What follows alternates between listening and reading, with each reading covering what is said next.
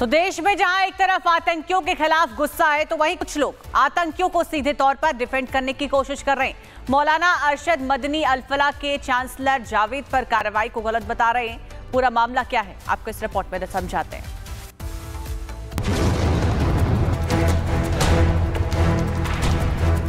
London के अंदर mayor बन सकता है एक खान, हिंदुस्तान के अंदर किसी मुस्लिम यूनिवर्सिटी का कोई आदमी वाइस चांसलर नहीं बन सकता। एक मुसलमान वाइस चांसलर नहीं है, एक दलित वाइस चांसलर नहीं है। बहुत गैर जिम्मेदाराना बयान है। मौलाना अरशद मदनी को माफी मांगनी चाहिए। आतंकियों और इस्लामिक जिहादियों को कवर फायर देने वाले मौलाना अरशद मदनी के बयान पर देश में घमासान मचा हुआ है। दिल्ली में धमाका करने वाले आतंकियों के लिए तो मदनी ने हमदर्दी जताई, लेकिन जान गंवाने वाले परिवारों को सांत्वना वाले दो शब्द नहीं निकले। बीजेपी ने कहा कि इस देश को कलाम चाहिए। कलाम की सोच को अगर हम आगे बढ़ाएंगे तभी मुस्लिम वर्ग का भला हो सकेगा, लेकिन जिस सोच को खाद पानी दिया जा रहा है उससे जिहादी मानसिकता को बढ़ावा मिलेगा।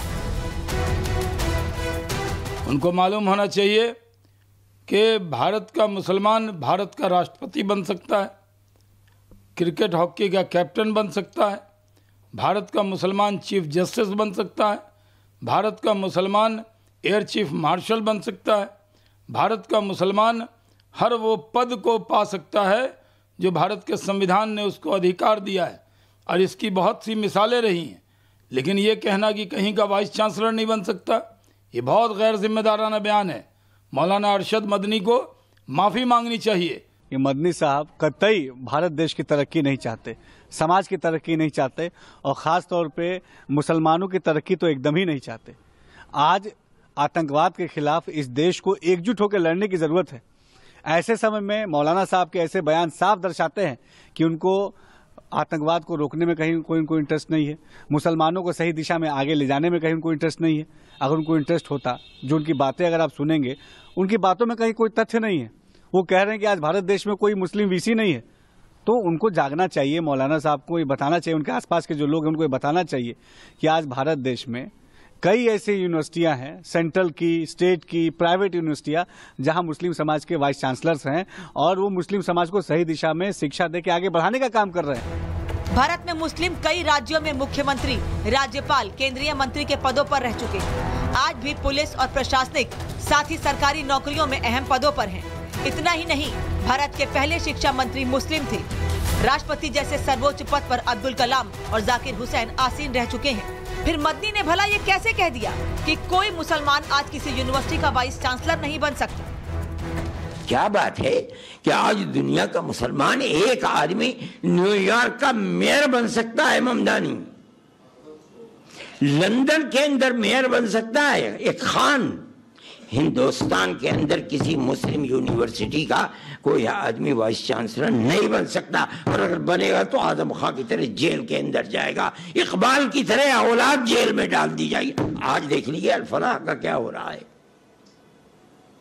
जेल में पड़ा हुआ है और कितने साल जेल के अंदर गुजरते हैं नहीं जानता कोई आदमी। कौम, गवर्नमेंट मुल्क की आज़ादी के बाद इस पर लगी हुई है कि मुसलमान को सर नहीं उठाने देना है। आज उसका नतीजा है कि लोग ये कहते हैं कि मुसलमान के अंदर लीडर चाह रहे। क्या कहते हो तुम? मुसलमान कौम कोई बांझ थोड़े ही है, अगर नहीं थी तो वहां कैसे बन गए? जिस अल-फलाह और उसके संस्थापक का मदनी समर्थन कर रहे हैं, उसी अल-फलाह में दिल्ली में खूनी खेल की साजिश रची गई। यही के जिहादी डॉक्टर्स 13 मासूम लोगों की हत्या के जिम्मेदार हैं। मदनी को ये सब नहीं दिख रहा है। पूरी दिक्कत उनके मजहबी चश्मे में है। कट्टरपंथियों की समर्थक रही कांग्रेस सियासी माइलेज के चक्कर में अल-फलाह के आतंकियों के बचाव में खड़ी है। 48 सेंट्रल गवर्नमेंट की यूनिवर्सिटीज हैं, उसमें से एक मुसलमान वाइस चांसलर नहीं है, एक दलित वाइस चांसलर नहीं है। तो ये जो आरएसएस और बीजेपी की सोच है कि केवल अभिजात्य वर्ग, सवर्ण समाज के लोग और वो भी संघ के विचार के लोग ही इन संस्थाओं में रह सकते हैं। अल-फलाह यूनिवर्सिटी में जो भी आतंकी गतिविधि करने वाला व्यक्ति है उसको न छोड़ा जाए, हमें और छोड़ना भी नहीं चाहिए। और अगर मैनेजमेंट में कोई गड़बड़ी है तो उसको भी नहीं छोड़ा जाना चाहिए, लेकिन टारगेट करना कि अंधभक्तों के द्वारा इधर कि यूनिवर्सिटी बंद कर दिया जाए, तो ये क्या है? जो लोग जिम्मेदार हैं, आतंकी हैं, आतंक फैला रहे हैं, कानून तोड़ रहे हैं, उनके खिलाफ सख्त कार्रवाई कीजिए, वो कोई भी हो। लेकिन इसका ये मतलब हरगिज नहीं कि आप पूरी यूनिवर्सिटी को तबाह कर दें। आप कैसे कर सकते हैं? आप उन लोगों के खिलाफ तो कोई कार्रवाई नहीं कर रहे जो यूनियन मिनिस्टर हैं और कह रहे हैं कि हिंदुस्तान के मुसलमान नमक हराम है। आप उनके खिलाफ तो कोई कार्रवाई नहीं कर रहे कि जो कह रहे हैं हम तो इनके मजहब को मिटा देंगे। आप तो उनके खिलाफ कोई कार्रवाई नहीं कर रहे जो हर तीसरे दिन कहते हैं कि इन्हें हम पाकिस्तान भिजवा देंगे। तो इन हालात के अंदर अरशद मदनी साहब ने जो कुछ कहा है एक हद तक बहुत सही है। ऐसा पहली बार नहीं है जब मुस्लिम संगठन और विपक्षी नेता आतंकियों को बचाते दिख रहे हैं। 2008 में बटला हाउस एनकाउंटर के खिलाफ सवाल उठाए गए थे। राष्ट्रीय उलेमा काउंसिल ने विरोध प्रदर्शन तक किए थे। अफजल गुरु के फांसी के विरोध में कई लोग सामने आए थे। पीडीपी ने अफजल गुरु की दया याचिका का समर्थन किया था। आईएसआई समर्थक यासीन मलिक का साथ भी कई संगठनों ने दिया। मौलाना मदनी को आतंकी घटना और आतंकवाद का खुलकर विरोध करना चाहिए था, लेकिन अफसोस कि उन्होंने उन आतंकियों का समर्थन किया जिन्होंने भारत की आत्मा पर प्रहार किया। सवाल यह है कि क्या मदनी जैसे लोगों के लिए देश और संविधान से बड़ा मजहब है? लंदन के अंदर मेयर बन सकता है एक खान, हिंदुस्तान के अंदर किसी मुस्लिम यूनिवर्सिटी का कोई आदमी वाइस चांसलर नहीं बन सकता। एक मुसलमान वाइस चांसलर नहीं है, एक दलित वाइस चांसलर नहीं है। बहुत गैर जिम्मेदाराना बयान है। मौलाना अरशद मदनी को माफी मांगनी चाहिए। आतंकियों और इस्लामिक जिहादियों को कवर फायर देने वाले मौलाना अरशद मदनी के बयान पर देश में घमासान मचा हुआ है। दिल्ली में धमाका करने वाले आतंकियों के लिए तो मदनी ने हमदर्दी जताई, लेकिन जान गंवाने वाले परिवारों को सांत्वना वाले दो शब्द नहीं निकले। बीजेपी ने कहा कि इस देश को कलाम चाहिए। कलाम की सोच को अगर हम आगे बढ़ाएंगे तभी मुस्लिम वर्ग का भला हो सकेगा, लेकिन जिस सोच को खाद पानी दिया जा रहा है उससे जिहादी मानसिकता को बढ़ावा मिलेगा। उनको मालूम होना चाहिए कि भारत का मुसलमान भारत का राष्ट्रपति बन सकता है, क्रिकेट हॉकी का कैप्टन बन सकता है, भारत का मुसलमान चीफ जस्टिस बन सकता है, भारत का मुसलमान एयर चीफ मार्शल बन सकता है, भारत का मुसलमान हर वो पद को पा सकता है जो भारत के संविधान ने उसको अधिकार दिया है। और इसकी बहुत सी मिसालें रही हैं, लेकिन ये कहना कि कहीं का वाइस चांसलर नहीं बन सकता, ये बहुत गैर जिम्मेदाराना बयान है। मौलाना अरशद मदनी को माफ़ी मांगनी चाहिए। ये मदनी साहब कतई भारत देश की तरक्की नहीं चाहते, समाज की तरक्की नहीं चाहते, और ख़ास तौर पे मुसलमानों की तरक्की तो एकदम ही नहीं चाहते। आज आतंकवाद के खिलाफ इस देश को एकजुट होकर लड़ने की ज़रूरत है। ऐसे समय में मौलाना साहब के ऐसे बयान साफ दर्शाते हैं कि उनको आतंकवाद को रोकने में कहीं कोई उनको इंटरेस्ट नहीं है, मुसलमानों को सही दिशा में आगे ले जाने में कहीं उनको इंटरेस्ट नहीं है। अगर उनको इंटरेस्ट होता, जो उनकी बातें अगर आप सुनेंगे, उनकी बातों में कहीं कोई तथ्य नहीं है। वो कह रहे हैं कि आज भारत देश में कोई मुस्लिम वीसी नहीं है, तो उनको जागना चाहिए। मौलाना साहब को ये बताना चाहिए, उनके आसपास के जो लोग हैं उनको ये बताना चाहिए कि आज भारत देश में कई ऐसी यूनिवर्सिटियां हैं, सेंट्रल की, स्टेट की, प्राइवेट यूनिवर्सिटियां, जहां मुस्लिम समाज के वाइस चांसलर्स हैं और वो मुस्लिम समाज को सही दिशा में शिक्षा देके आगे बढ़ाने का काम कर रहे हैं। भारत में मुस्लिम कई राज्यों में मुख्यमंत्री, राज्यपाल, केंद्रीय मंत्री के पदों पर रह चुके हैं। आज भी पुलिस और प्रशासनिक, साथ ही सरकारी नौकरियों में अहम पदों पर हैं। इतना ही नहीं, भारत के पहले शिक्षा मंत्री मुस्लिम थे। राष्ट्रपति जैसे सर्वोच्च पद पर अब्दुल कलाम और जाकिर हुसैन आसीन रह चुके हैं। फिर मदनी ने भला ये कैसे कह दिया कि कोई मुसलमान आज किसी यूनिवर्सिटी का वाइस चांसलर नहीं बन सकता?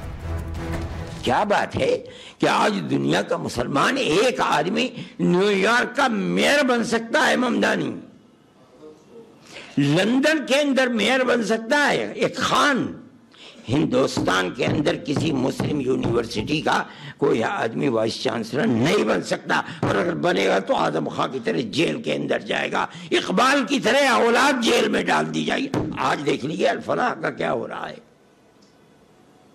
जेल में पड़ा हुआ है और कितने साल जेल के अंदर गुजरते हैं नहीं जानता कोई आदमी। कौम, गवर्नमेंट मुल्क की आज़ादी के बाद इस पर लगी हुई है कि मुसलमान को सर नहीं उठाने देना है। आज उसका नतीजा है कि लोग ये कहते हैं कि मुसलमान के अंदर लीडर। अरे क्या कहते हो तुम? मुसलमान कौम कोई बांझ थोड़ी है, अगर नहीं थी तो वहां कैसे बन गए? जिस अल फलाह और उसके संस्थापक का मदनी समर्थन कर रहे हैं, उसी अल फलाह में दिल्ली में खूनी खेल की साजिश रची गई। यही के जिहादी डॉक्टर्स 13 मासूम लोगों की हत्या के जिम्मेदार हैं। मदनी को ये सब नहीं दिख रहा है। पूरी दिक्कत उनके मजहबी चश्मे में है। कट्टरपंथियों की समर्थक रही कांग्रेस सियासी माइलेज के चक्कर में अल फलाह के आतंकियों के बचाव में खड़ी है। 48 सेंट्रल गवर्नमेंट की यूनिवर्सिटीज हैं, उसमें से एक मुसलमान वाइस चांसलर नहीं है, एक दलित वाइस चांसलर नहीं है। तो ये जो आरएसएस और बीजेपी की सोच है कि केवल अभिजात्य वर्ग, सवर्ण समाज के लोग और वो भी संघ के विचार के लोग ही इन संस्थाओं में रह सकते हैं। अल फलाह यूनिवर्सिटी में जो भी आतंकी गतिविधि करने वाला व्यक्ति है उसको न छोड़ा जाए, हमें और छोड़ना भी नहीं चाहिए। और अगर मैनेजमेंट में कोई गड़बड़ी है तो उसको भी नहीं छोड़ा जाना चाहिए। लेकिन टारगेट करना कि अंधभक्तों के द्वारा इधर कि यूनिवर्सिटी बंद कर दिया जाए, तो ये क्या है? जो लोग जिम्मेदार हैं, आतंकी हैं, आतंक फैला रहे हैं, कानून तोड़ रहे हैं, उनके खिलाफ सख्त कार्रवाई कीजिए, वो कोई भी हो। लेकिन इसका ये मतलब हरगिज नहीं कि आप पूरी यूनिवर्सिटी को तबाह कर दें। आप कैसे कर सकते हैं? आप उन लोगों के खिलाफ तो कोई कार्रवाई नहीं कर रहे जो यूनियन मिनिस्टर हैं और कह रहे हैं कि हिंदुस्तान के मुसलमान नमक हराम है। आप उनके खिलाफ तो कोई कार्रवाई नहीं कर रहे कि जो कह रहे हैं हम तो इनके मजहब को मिटा देंगे। आप तो उनके खिलाफ कोई कार्रवाई नहीं कर रहे जो तीसरे दिन कहते हैं कि इन्हें हम पाकिस्तान भिजवा देंगे। तो इन हालात के अंदर अरशद मदनी साहब ने जो कुछ कहा है एक हद तक बहुत सही है। ऐसा पहली बार नहीं है जब मुस्लिम संगठन और विपक्षी नेता आतंकियों को बचाते दिख रहे हैं। 2008 में बटला हाउस एनकाउंटर के खिलाफ सवाल उठाए गए थे। राष्ट्रीय उलेमा काउंसिल ने विरोध प्रदर्शन तक किए थे। अफजल गुरु के फांसी के विरोध में कई लोग सामने आए थे। पीडीपी ने अफजल गुरु की दया याचिका का समर्थन किया था। आईएसआई समर्थक यासीन मलिक का साथ भी कई संगठनों ने दिया। मौलाना मदनी को आतंकी घटना और आतंकवाद का खुलकर विरोध करना चाहिए था, लेकिन अफसोस कि उन्होंने उन आतंकियों का समर्थन किया जिन्होंने भारत की आत्मा पर प्रहार किया। सवाल यह है कि क्या मदनी जैसे लोगों के लिए देश और संविधान से बड़ा मजहब है?